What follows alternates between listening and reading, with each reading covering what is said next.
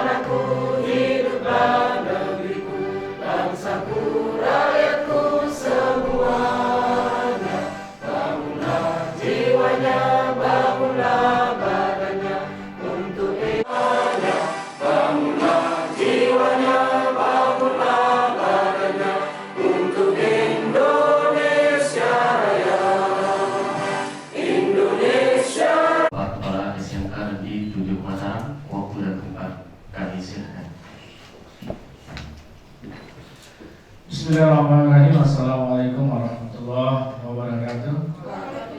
Selamat pagi, salam sejahtera untuk kita semua.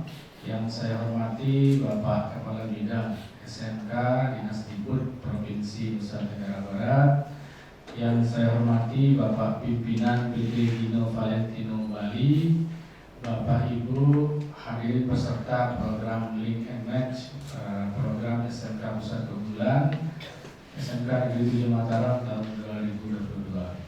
Pertama-tama marilah kita menjadikan puji syukur kehadirat Allah Subhanahu wa taala, Tuhan Yang Maha Esa, karena pagi hari ini kita semua dapat hadir dan berkumpul di tempat ini untuk menghadiri acara pembukaan kegiatan Link and Match dalam rangka bagian dari program SMK Pusat Keunggulan di tahun 2022.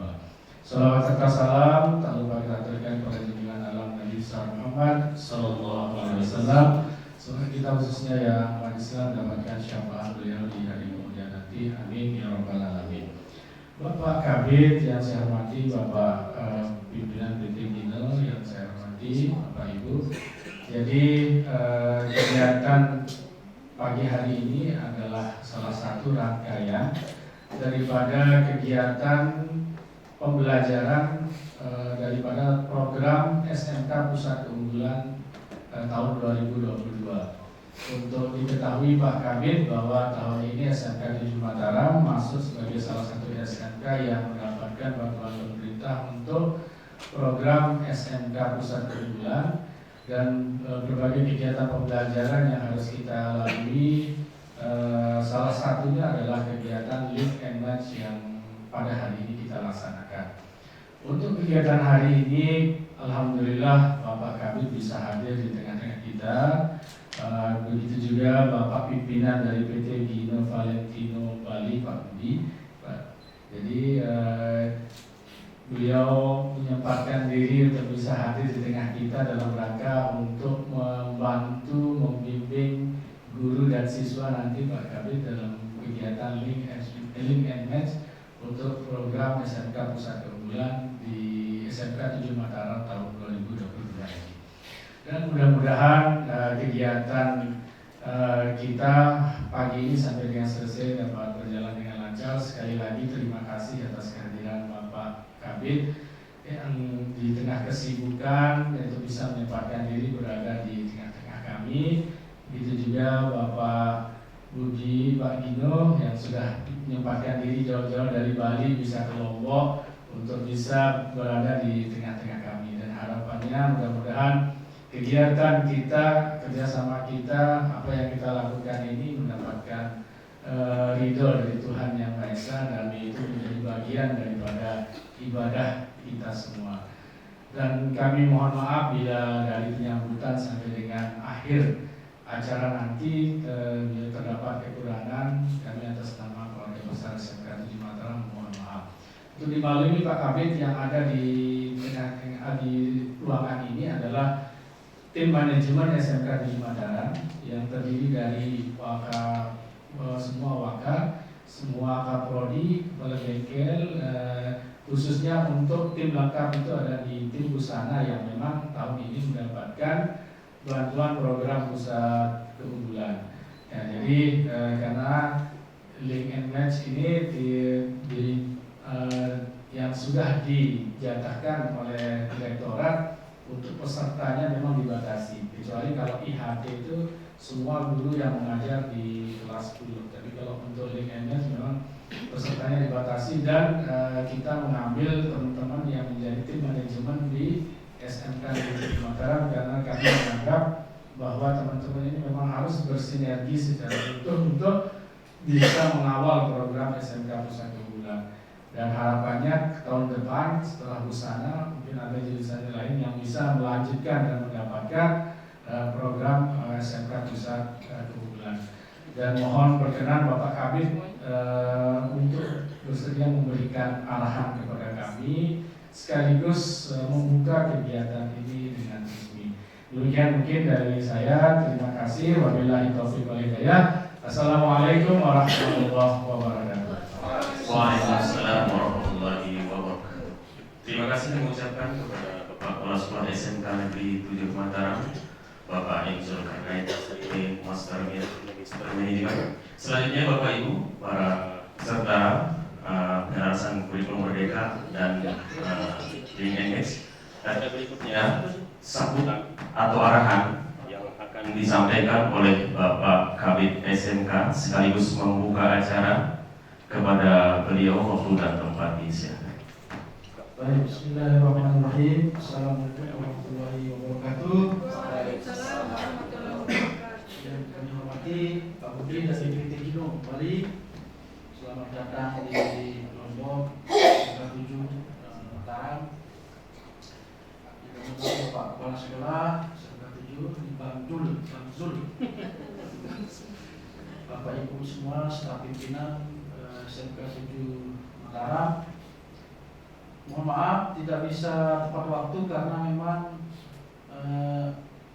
biasa kalau di kantor itu harus curi waktu sebentar-sebentar sana kemari karena kepadatan administrasi memang luar biasa. Kalau di Bud itu saya sudah berada di 2 dinas, di 2 perda saya sudah, kemudian di dinas industrian saya sudah. Di Bud ini padat sekali aktivitasnya. Ya. Kita harus mengurus 99 SMK negeri, kemudian 235 SMK swasta. Ngurus apanya? Ngurus programnya, ngurus fisiknya, ngurus bosnya, ngurus permasalahan sinkron, tidak sinkron, kemudian ngurus perizinan, banyak sekali, ngurus lomba, LKS dan sejenisnya. Jadi jumlah kami di Trans 16 semuanya sudah padat sekali kegiatan kita, sehingga harus pinter-pinter curi waktu. Karena kalau kita lihat seharian kita dengan Pak Kadis itu hari Sabtu Minggu pun kita kerja, tidak ada bulan. Baik, sebelum saya kasih materi, intinya tentang ujungnya ke sini, ke implementasi kurikulum merdeka. Tapi NTB sebenarnya sudah duluan kita dengan menerapkan 11 strategi SMK Gemilang Karya itu. Sama saja ujung-ujungnya di dalamnya. Nah, coba diputar video itu 11 strategi video yang tadi saya share itu ininya. Ini capaian kita selama baru 6 bulan ya. Bukan 6 bulan. Capaian kita sampai di bulan Juli 2022. kantor sekarang.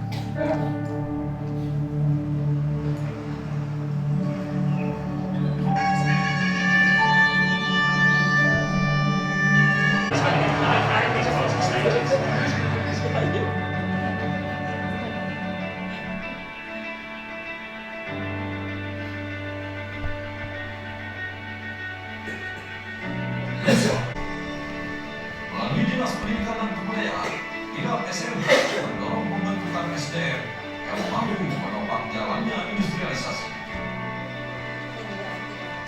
Dengan program SMK Karya, sebuah strategi SMK menjadi langkah kecil untuk mensukseskan industrialisasi di Nusa Tenggara Barat.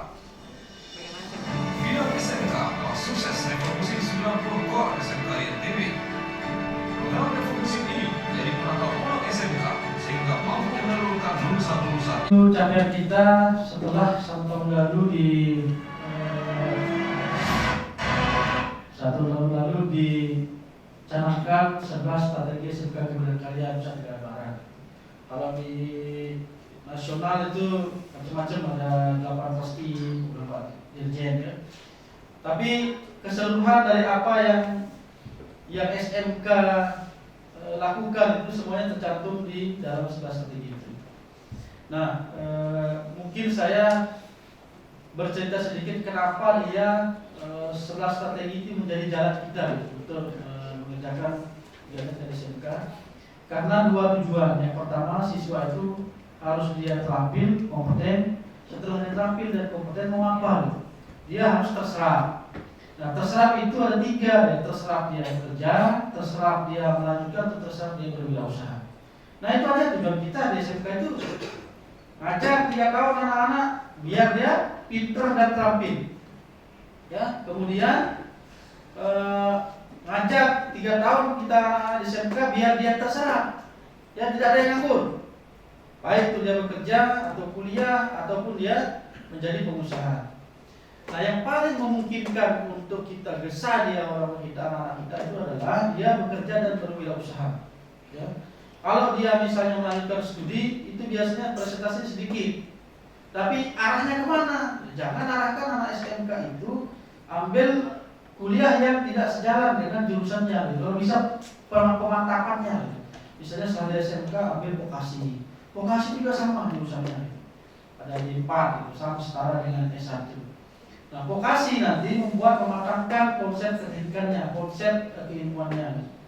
Nah, kalau dia berwirausaha berarti semakin lama dia semakin matang konsep kewirausahaannya, konsep bisnisnya. Maka langkah pertama dalam strategi pembiayaan karya itu yang pertama kita menerapkan refocusing. Refocusing core itu tidak ada lain tujuannya itu untuk memudahkan tata kelola dan intervensi kita. Kalau SMK itu garu-garu banyak sekali jurusannya, kapan sarana prasarananya itu bisa terpenuhi? Coba bayangkan, SMK 7 dulu ada teknik alat berat, ada sepeda motor, ada pertanian ini. SMK 7 ini SMK yang paling garu-garu. Kita untuk menertibkan itu butuh waktu 3 tahun itu revolusi. Semua sekolah buka jurusan apa yang dia suka, bukan apa yang dibutuhkan. Karena SMK itu tujuannya itu berapa persen lulusan yang terserap itu indikator capaiannya, bukan seberapa persen dapat murid. Dalam itu banyak, susah kepala sekolah ini. Kurang, menurut murid kita sekarang Pak Habib. Saya cuma senang saja. Kalau kebalik, tahun lalu lulusannya berapa? Sekian, berapa persen yang terserap? Tidak bangga kita kalau berapapun dia terima murid, dia tidak bangga. Tapi akan kita bangga kalau presentasi serapannya tinggi sekali. Saya dirubah mindset kita di sekolah itu. Kepala sekolah, jajarannya, ayolah kita harus tanggung jawab kepada lulusan kita itu berhenti indikator keberhasilan sekolah itu dari jumlah murid yang masuk. Tapi berapa persen lulusan kita yang terserap? Biarkan menjadi ranahnya pendidikan yang lain. Kalau dia serapan lulusannya, karena juga pembelajaran 9 tahun itu wajib itu. Masih ada SMA, masih ada madrasah masih ada apa lagi pendidikan. Kalau SMK memang ditargetkan itu untuk sebagai pekerja, karyawan. Kalau yang pintar silakan melanjutkan. Nah, refocusing sekarang masuk pada tahun ketiga jadinya. Tahun depan sudah tidak ada lagi jurusan atau SMK yang baru-baru, semuanya selesai. Makanya tadi posisinya 90% SMK kita sudah selesai menerapkan refocusing. Kalau misalnya di SMK 7 core-nya bisnis dan manajemen dan ekonomi kreatif.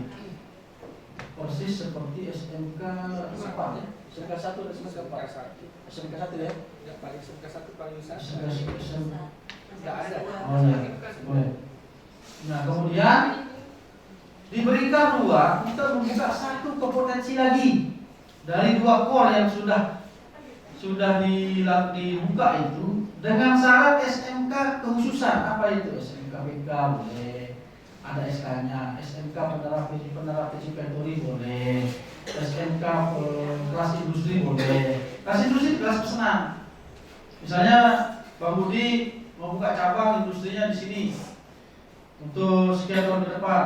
Oke lah, saya bikin kelas industri, disiapkan 30 orang dengan kurikulumnya dia, kombinasi kurikulum sekolah, ajarkan anak-anak itu, tamat langsung diambil beliau dengan jaringannya. Nah, itu yang terjadi di beberapa kawasan industri di Jakarta, di Jawa itu, mereka menciptakan second layer untuk karyawannya. Karena pasti karyawannya pada saat tertentu akan ada yang sign, ada yang apa, dia bikin cadangannya. Cadangan. Nah, cadangan ini mereka create sendiri. Maka banyak perusahaan yang sadar akan pemain cadangan, kalau istilahnya squad cadangan. Kalau di Real Madrid itu squad A, squad B gitu loh. Punya dia alternatif cadangan untuk menjamin keberlangsungan perusahaannya. Maka dia harus bermitra dengan SMK bagi industri yang cerdas. Jadi sama-sama saling membutuhkan ini. Nah, refocusing itu tujuannya itu memudahkan tata kelola. Kalau dana bosnya untuk kegiatan praktik misalnya 100 juta, jumlah jurusannya 15, pada sedikit, itu setengah. Tapi kalau jurusannya sedikit, ya sama-sama 15 juta, sama-sama 20 juta, walaupun dipakai dia berulang alat itu, tidak apa-apa. Kan satu sekali kita beli alat dipakai berulang-ulang. Ini kita beli alat satu, dipakainya sekali seminggu. Nah, kita juga senang mengintervensi sekolah itu kalau dia dipakai maksimal. Alat-alat baru yang mahal-mahal itu pakai saja, biar dia rusak besok kita beli lagi. Jangan dia rusak karena tidak dipakai. Banyak di beberapa tempat itu rusak tidak dipakai, sedih rasanya. Kenapa ini? Belum buka bungkusannya, listriknya Pak, tidak cukup. Kenapa? Tidak tahu jangan pakai Pak. Ada pengusaha yang kecantikannya itu alatnya itu standar diri kecantikan itu. Ada rasanya, ada ini. Emang kalau nggak dipakai itu. Kedua ya beres rusak, namun besok ganti lagi. Ya, oke, itu refocusing. Yang kedua, setelah kita refocusing SMK itu supaya dia dinamis dan bisa berkembang, dia harus BLUD. Kenapa dia BLUD? Kalau dia BLUD berarti SMK itu sudah bisa leluasa perjanjian kerjasama, sudah bisa dia kolaborasi usaha, sudah bisa dia mendapatkan pendapatan, sudah bisa jual beli karena diatur oleh Permendagri itu tentang BLUD. Itu ya. Nah, hasil-hasil praktek itu sudah bisa bekerja sama dengan perusahaan. SMK itu sebagai proses manufakturnya atau barang setengah jadinya, nanti usaha jadi industri yang labeling yang merah. Itu kerjasamanya. Tidak boleh SMK itu hadir sebagai pesaing UMKM, itu nggak boleh. Yang mana maksudnya pesaing UMKM? SMK bikin sendiri, jual sendiri, kemudian promosi sendiri, berubah dari lembaga pendidikan itu menjadi lembaga bisnis. Mana batasannya? SMK itu sampai pada pabrikasi, itu pun berdasarkan kemitraan yang dia jalankan. Akibat dari pabrikasi yang dilakukan pada saat proses belajar mengajar itu melahirkan produk. Nah, produk itu yang disidentikan dengan UMKM dan industri, kemudian dilabel dan dijual. Nah, berapa rekengan-rekengannya ya silakan aja diatur, boleh berdasarkan dari Permendagri tentang BLUD itu. Kalau sudah BLUD berarti kepala sekolah memiliki kewenangan untuk memberikan insentif berapapun yang dia mau sesuai dengan neraca keuangannya. Jadi sejahtera dia sekolah itu. Kalau sudah BLUD, nah, rumah sakit, BLUD, puskesmas, BLUD, lain-lain insentifnya antara rumah sakit Mataram dan rumah sakit kota itu dan rumah sakit provinsi lain-lain. Tergantung dari neraca keuangannya berapa yang bisa dikasih insentifnya sekarang. Nah, yang kita punya banyak sekali. Kapal kita punya 13, bis kita punya 9 mungkin. Yang tersebar di beberapa SMK. Masa dipakai praktik aja itu? Dong habis uang kos. Kapal itu 1 jam berjalan itu dia 60 liter habis orang. Kalau dia sekali berlayar praktek penebaran jalan daring misalnya, habis uang bosnya untuk setahun itu sekali dia pakai. Maka yang harus kita lakukan apa? Nah, yang kita punya dimitrakan dengan pengusaha pelayaran untuk penangkapan ikan, pengangkutan ikan, dapat uang dari situ bisa digunakan untuk perbaikan kapal, atau mitrakan kapal itu serahkan ke dia dengan perjanjian tertentu, tapi anak kita bebas praktek ketika dia melakukan penangkapan dan kegiatan usahanya. Ini yang akan kita tuju. Jadi ketika mitra kita melakukan kegiatan usaha, anak kita praktik gratis itu yang kita inginkan. Sehingga setiap saat ada pengulangan aktivitas, anak kita semakin lama semakin terampil. Misalnya Pak Jul tadi cerita ada jurusan logistik, di sebelahnya itu kan ada gudang itu, praktik aja ke sana, selesai jam belajar balik anak sekolah. Kalau usah praktik di sekolah kan nggak ada punya gudang. Sudah jelas.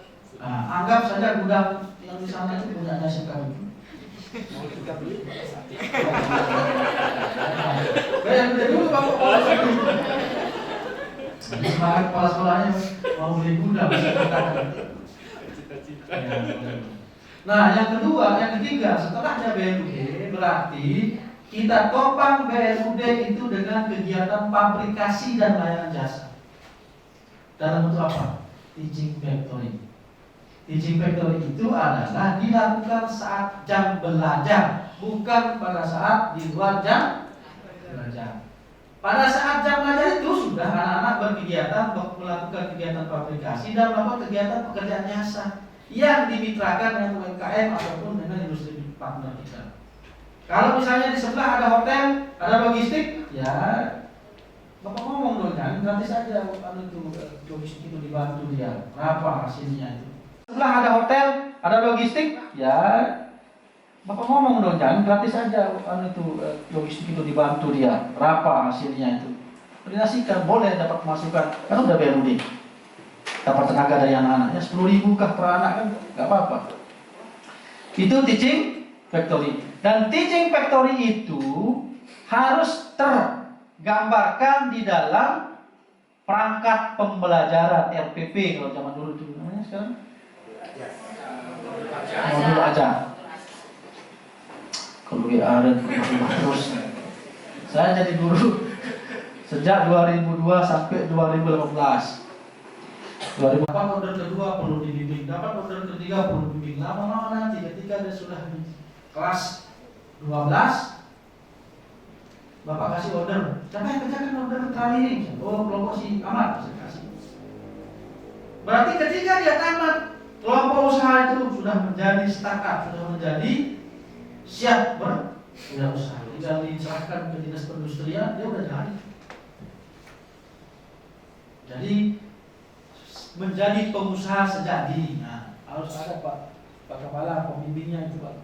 Pembimbing kelas startup itu harus ada.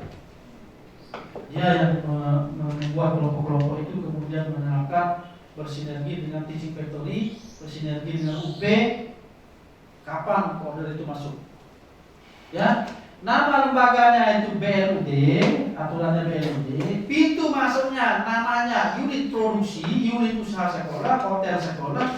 Apalagi nama-namanya yang usaha-usaha itu dikerjakannya disebut pada saat pembelajaran disebut teaching factory dan kelas startup. Itu dulu logikanya, jangan keliru. Tempat usahanya disebut teaching factory, unit produksi, business center, startup. Itu ya, paham ya? Nah, setelah itu kemana? Yang berapa nih? Yang kelima, kita harus punya lembaga sertifikasi profesi LSPP 1. Karena bukti dia terampil itu adalah sertifikat kompetensi, bukan ijazah. Ijazah itu buktinya dia tamat. Karena LSPP 1 diuji oleh orang lain, bukan gurunya sendiri. Kalau diuji oleh gurunya sendiri kan jeruk makan jeruk dia. Maka dibentuklah LSPP 1. Setelah itu apa? Untuk menjamin lulusan kita terserap, berarti SMK harus punya bursa kerja internal. Pampang dari papan sekolah itu, mading itu lowongan, lowongan PT JNE misalnya, lowongan PT Gino, tulis di situ butuh sekian syaratnya sekian. Sehingga anak itu begitu lewat orang, boy, besok saya kerja di sini, besok saya kerja di sini, milih dia. Kayak misalnya SMK Mikael di Solo itu, Min 4 tahun dia sudah ada yang akan order. Jadi siswa belum ada sudah di order Pak sama perusahaan mitranya itu. Nah, maka bursa kerja itu harus mampu mencari celah itu. Setelah ada bursa kerja apa gitu? Sekolah harus sering-sering mendatangkan guru tamu. Misalnya guru tamu. Guru tamu itu tidak harus dia dari perusahaan besar. Orang tamat SD tapi dia pengalaman dari sekolah. Yang penting dia praktisi. Nanti ajar masuk ke kelas, bukan ngajar gurunya. Kalau gurunya itu narasumber, itu undang-undang ya. Ngajar siswa, guru tamu itu ya. Kalau dia ngajar Bapak Ibu guru, tidak kita masukkan guru tamu itu narasumber, workshop. Ini beliau ini narasumber, bukan guru tamu. Ya, guru tamu yang kita sebut di SMK Gemilang Karya itu adalah guru tamu yang ngajar anak-anak dalam kelas. Siapa yang membawa? Ketua jurusan, ketua program studi, guru kejuruan. Kalau bagus hubungan kita dengan teman-teman pengusaha, tinggal tanya, Tom, ayo ikut sama saya ngajar, pas ajar saya. Mereka industri itu tidak butuh uang, santai aja.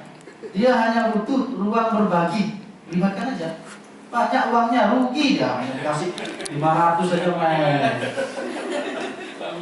Hanya keinginan berbagi aja ya, uang. Di beberapa kawan-kawan industri yang saya jumpai itu bukan mengenai uang, tapi cara kita berteman dengan mereka. Ya, nah guru tamu. Berikutnya apa? Perkuat link and match, kerjasama kemitraan, PKS-nya bukan MOU, perjanjian kerjasama langsung. Kalau MOU nanti ya nota kesepahaman saja, tidak ada ikatan. Perjanjian kerjasama langsung. Yang beberapa itu lupa. Berikutnya, wisata belajar. Wisata belajar itu harus kita sering-sering berkunjung ke industri, baik bersama-sama maupun sendiri-sendiri. Dan tidak hanya pejabatnya saja, tidak hanya kajur, tidak hanya wakil, tukang sapu ajak dia, TU ajak dia, guru adaptif ajak dia, guru normatif ajak dia, sehingga dia masuk ke sekolah, dia sudah memiliki mindset yang sama. Pantes juga praktik itu cepat habis yuk, udah 1.000 aja bulan aneh katanya. Nah, ada saling di pojok-pojok itu isinya kepala sekolah, istri kepala sekolah, terus wakase, mobil kepala sekolah. Itu karena kurang diajak jalan-jalan. Wisata belajar. Berikutnya, perkuat dia dengan penerapan budaya kerja pada saat Sabtu budaya itu. Itu cara kita, budaya bersih, budaya gotong royong, budaya saling menghormati, budaya apa? Bertutur kata dengan baik. Itu harus dibudayakan. Pagi misalnya ada kegiatan imtak sebelum masuk ke kelas, gitu. Kemudian apalagi itu harus dibudayakan. Karena tidak penting dia skill itu kalau attitude-nya nggak baik. Industri itu keluhannya itu, ya karakter. Nah itu dibenahi. Nah, maka masuk di dalam 11 strategi pemimpinan karya itu. Itu ya, 11 strategi pemimpinan karya. Nah turunannya itu saya kasih temuan saya membawa teman-teman industri ke sekolah. 1. pelajaran bahasa Inggris segera beradaptasi supaya gimana caranya anak bisa ngomong. Jangan terlalu banyak ajari dia soal-soal tes itu percuma. Sekarang bagaimana caranya anak-anak itu bisa ngomong? Itu perdalam. Bagaimana caranya Bapak Ibu yang lebih tahu? Coba cari cara-cara baru. Bila perlu, kalau sudah ada bakunya, tulis menjadi sebuah best practice atau kalian tulis. Kemudian guru bahasa Indonesia dan guru yang lain. Bagaimana anak memiliki kepercayaan diri untuk mempresentasikan dirinya. Ini baru ditanya siapa nama Mona, gemetar dia anak-anak ini. Peta kita yang kurang. Ajari dia anak-anak kita itu. Ini kalimat majemuk setara di pertentangan, tapi sekarang saya bingung gitu. Ada bahasa Indonesia. Ya maaf ya. Saya dulu soalnya nggak paham gitu. Logika ini kepala saya eksak. Saya orang mesin gitu, matematika. Sehingga kalau ada yang dibawa dia ke struktur atau ke yang eksak, walaupun dia bahasa Indonesia atau apa, keras dari life skillnya. Misalnya jurusan logistik, yuk ajari dia tentang statistik, tentang bagaimana peluang, tentang bagaimana apalagi yang berhubungan dengan berat, fisika itu ya, supaya contoh-contoh soalnya itu mengarah ke bidang yang bagaimana itu. Kalau ibu contohkan 5 buah balon berwarna kuning, merah, hijau, biru, dipukul dengan gaya sekian, bingung sudah. Tapi kalau diberikan contoh di saat apa yang dia lakukan sehari-hari di bengkel itu, menarik ya, dia akan senang mau belajar fisika dan kimia. Kisah nyata itu semua sering. Jadi ya, guru bahasa Inggris, guru bahasa Indonesia, guru adaptif, fisika, matematika, coba berimprovisasi, merdeka belajar. Dan ruang kelas tidak menjadi tempat utama untuk kita sekolah, untuk kita belajar. Di bawah pohon itu adalah ruang kelas, di Bruga itu ruang kelas. Ajak dia jalan-jalan ke pinggir pantai belajar, ruang kelas. Sehingga anak-anak itu menjadi menarik dia dalam belajar. Gitu ya? Nah, tidak ada lagi cerita besok kita dengar keluhan dari guru adaptif normatif, anak-anak ini Pak susah masuk kalau pelajaran adaptif normatif. Tapi kalau praktik ya, di kelas. Ini yang perlu introspeksi kita. Strategi. Bagaimana caranya walaupun jurusan kita dalam tanda kutip tidak menyenangkan, tapi begitu dia merasa butuh dia untuk mengerjakan itu, nanti dia akan senang dia anak-anak. Itu saja mungkin dari saya. Lebih kurangnya mohon maaf. Ini bagi-bagi pengalaman. Bila terjelas, Assalamualaikum warahmatullahi wabarakatuh. Langsung buka Pak. Oh, baik. Dengan sama-sama kita mengucapkan Bismillahirrahmanirrahim. Acara workshop implementasi Link MS dan kurikulum Merdeka Belajar ini kita buka. Dinyatakan dibuka.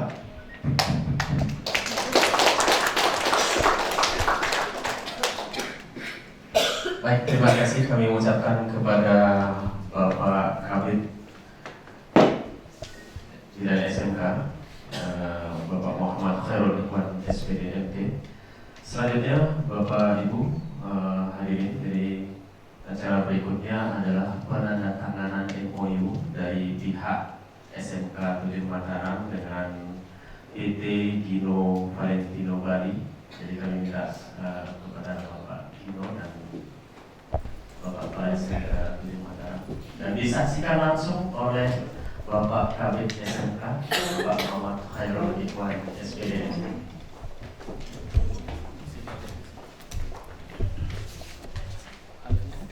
Itu MOU itu Pak. 5. Oh iya.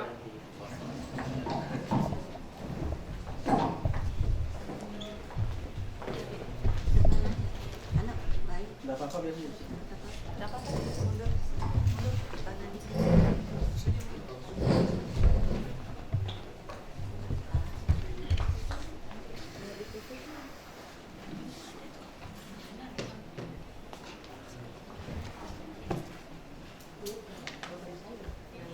Ya.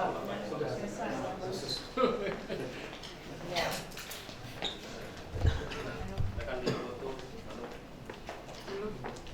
Wiwin. Oh, yang kali ini. Hah?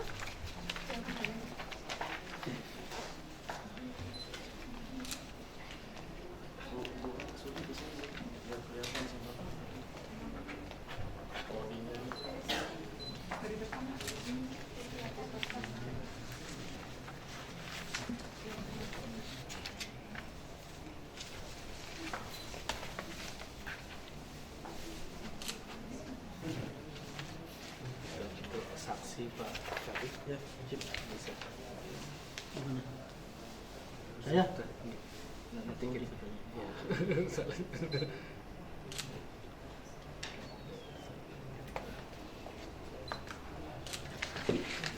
Nah, kita tukeran.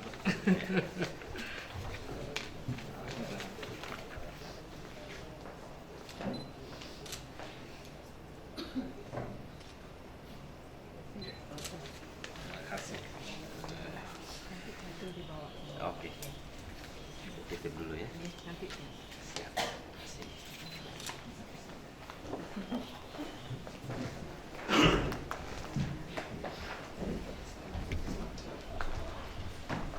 Terima kasih mengucapkan kepada Bapak Dino Valentino Budiman dan Bapak Kepala Sekolah SMK Negeri 7 Mataram. Selanjutnya Bapak Ibu yang kami hormati, acara berikutnya dalam acara pembukaan ini kita doa. Kita mohon kesediaannya kepada Bapak Adnan untuk memimpin doa. Kamar mandi, Pak. Ada yang lain? Baik Bapak Ibu, untuk berkahnya acara kita pada acara pembukaan kita pada pagi hari ini, mari kita berdoa kepada Pak Adnan di sini.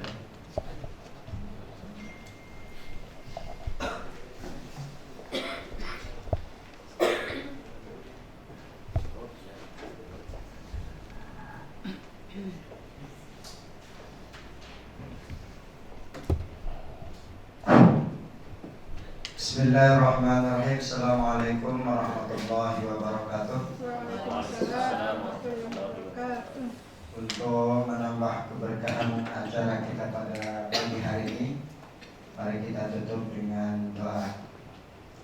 A'udzubillahi minasyaitonirrajim. Bismillahirrahmanirrahim. Alhamdulillahirabbil alamin. Wassalatu wassalamu ala asyrafil anbiya'i wal mursalin wa ala alihi wa sahbihi ajma'in. Rabbana taqabbal minna innaka antas samiul alim wa tub alaina innaka antat tawwabur rahim.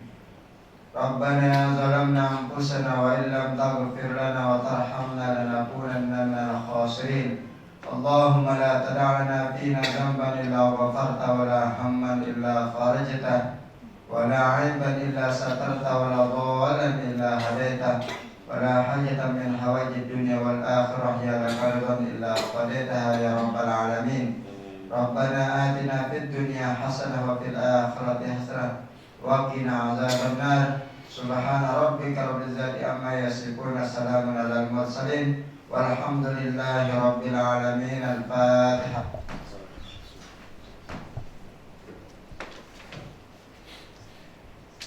Demikian, assalamualaikum warahmatullahi wabarakatuh. Waalaikumsalam warahmatullahi wabarakatuh. Dengan berakhirnya doa tadi, Bapak hadirin, maka acara pembukaan penyelarasan kurikulum Merdeka di NMH yang diadakan dengan perandangan MOU tadi berakhir. Mari kita sama-sama tutup dengan membaca hamdalah. Alhamdulillahirabbil alamin. Terima kasih. Wassalamualaikum warahmatullahi wabarakatuh.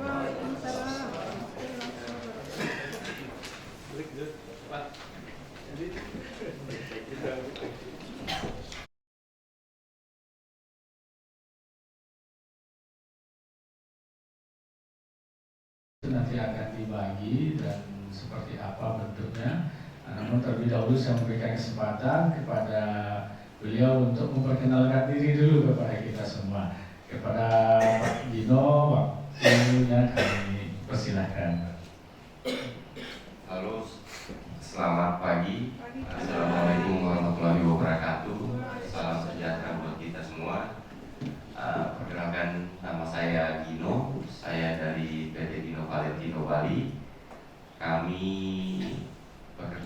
Industri kami bekerja di bidang garment manufacture atau lebih dikenal dengan konveksi. Perusahaan kami sudah berdiri dari tahun 93 dan sampai sekarang, walaupun sempat dihantam COVID, masih bisa bernapas lah. Walaupun agak susah bernapas, tapi sekarang napas sudah mulai membaik. Mudah-mudahan harapan kita kondisi semua kedepannya terus membaik. Kami dari tahun lalu sudah mulai berpartisipasi dalam program Kementerian Pendidikan untuk lingkungannya, dan kami sudah bekerja sama dengan SMKN 1 Spirit dari tahun yang lalu. Kami sudah kunjungan juga ke sekolah mereka. Dari pihak guru mereka juga sudah datang sebagai guru magang di tempat kami.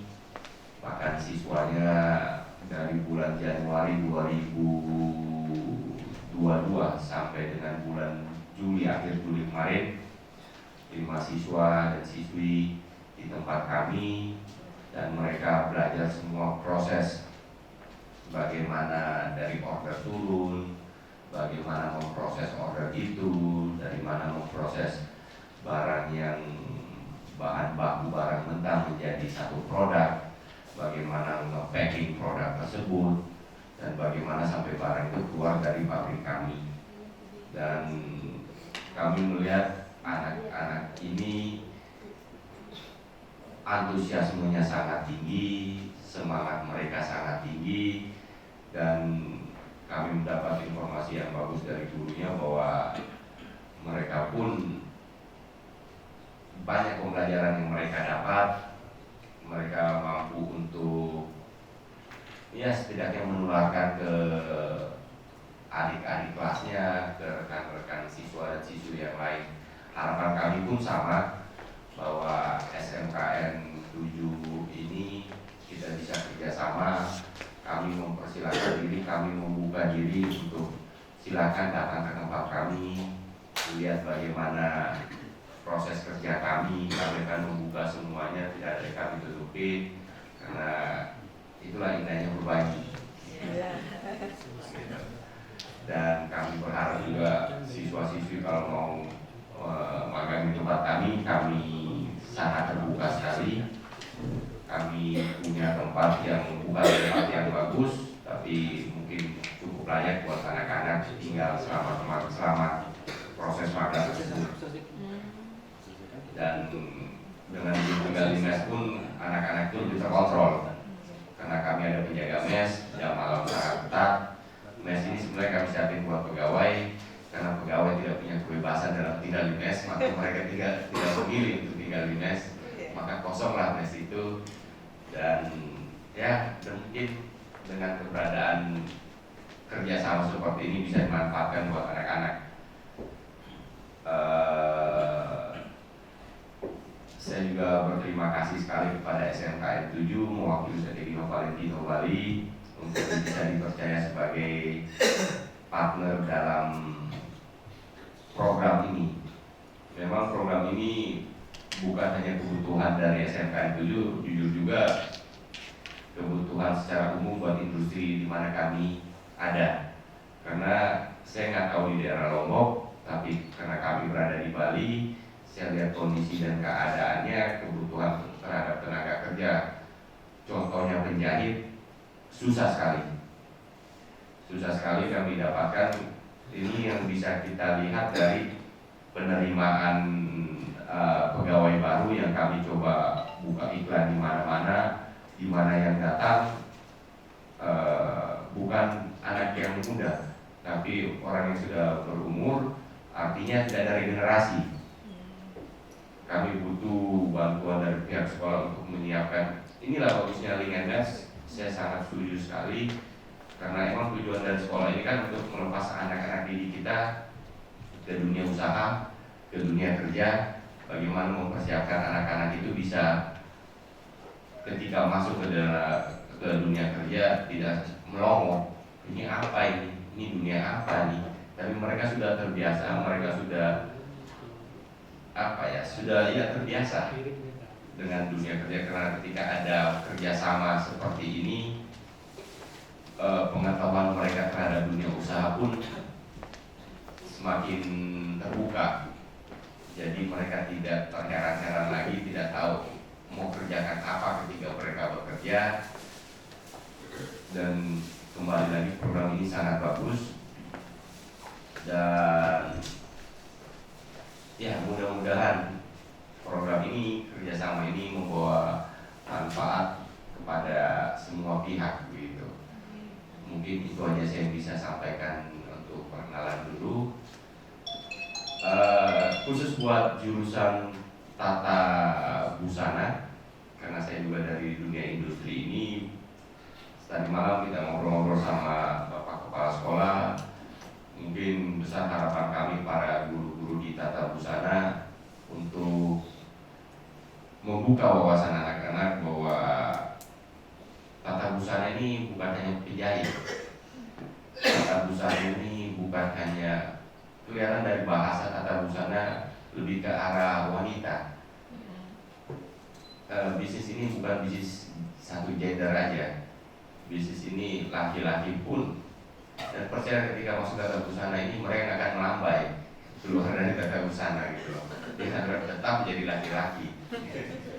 Memang branding tata busana harus kita ubah, bahwa seperti yang saya katakan tadi, ini tidak didominasi, ya walaupun pada kenyataannya didominasi oleh satu gender, tapi bukan untuk satu gender aja.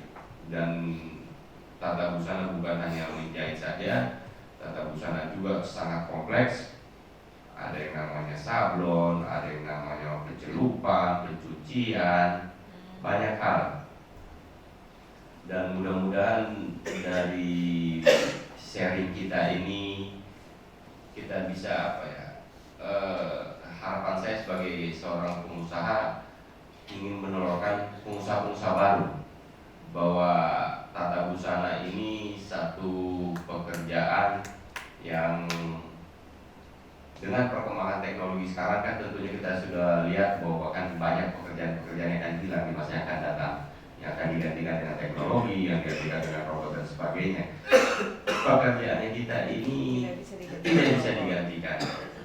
Pekerjaan ini menjadi kebutuhan untuk semua industri.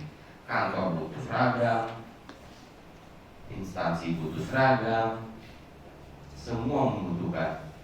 Dan nggak tahu, mungkin 100 tahun yang akan datang saya rasa juga robot itu belum bisa menggantikan itu. Dan ini industri yang belum tidak kelihatan wow, tapi sebenarnya dalamnya wow. Yang itu yang mungkin harus dimotivasi ke anak-anak supaya mereka ada semangat, mereka bisa memanfaatkan 3 tahun mereka belajar. Mereka begitu keluar ini, mereka ada skill yang life skill yang bisa dipakai seumur hidupnya. Ketika dia keluar dari berusaha pun langsung itu pun bisa. Bahkan saya pernah ngobrol sama rekan-rekan di SMK 1 Slirit bagaimana membuat unit usaha, dan wow, hebatnya SMK 7 sudah melakukan itu melalui tata busana. Karena ada sekolah sendiri punya kebutuhan seragam anak, baju olahraga, seragam guru, dan lain-lain, yang akan lebih baik kalau umpama kita buang ke dalam pengerjaannya. Dari segi biaya akan jauh lebih hemat, dan tujuan utamanya yaitu pendidikan didapat, karena anak-anak langsung bisa mengalami bekerja dengan skill yang mereka punya, dengan skill yang terus diasah di sekolah. Dan saya salut sekali sama SMK 7 melalui unit usaha ini, tanda petik usaha, karena itu juga pendidikan. Luar biasa sekali ya. Saya harapin akan terus berkembang, akan terus menjadi daya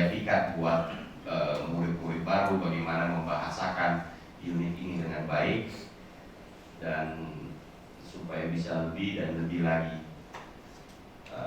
Mungkin untuk sementara perkenalan saya seperti itu. Lebih enak kalau seumpama ngobrolnya kita saling diskusi dua arah, jadi bisa banyak yang kita bisa gali. Mungkin itu aja. Terima kasih banyak. Ya, terima kasih Pak Gino pengantarnya. Jadi panggilan beliau akrabnya Pak Gino ya. Iya. Mas Gino. Gino. Gino. Iya. Nah, jadi Pak Gino di depan kita ini adalah tim manajemen SMK 7 Mataram. Jadi kalau manajemen itu terdiri dari kepala sekolah, terus ada wakil kepala sekolah. Saya sendiri Pak Zul, terus ada wakil kepala sekolah urusan kurikulum, berdiri Ibu Rosa. Ya, ini Bu Rosa, ya, tapi bukan penyanyi. Ini urusan kurikulum. Terus di sebelahnya Ibu Putu Supartini, ini Wakasek urusan kesiswaan. Ya. Karena kita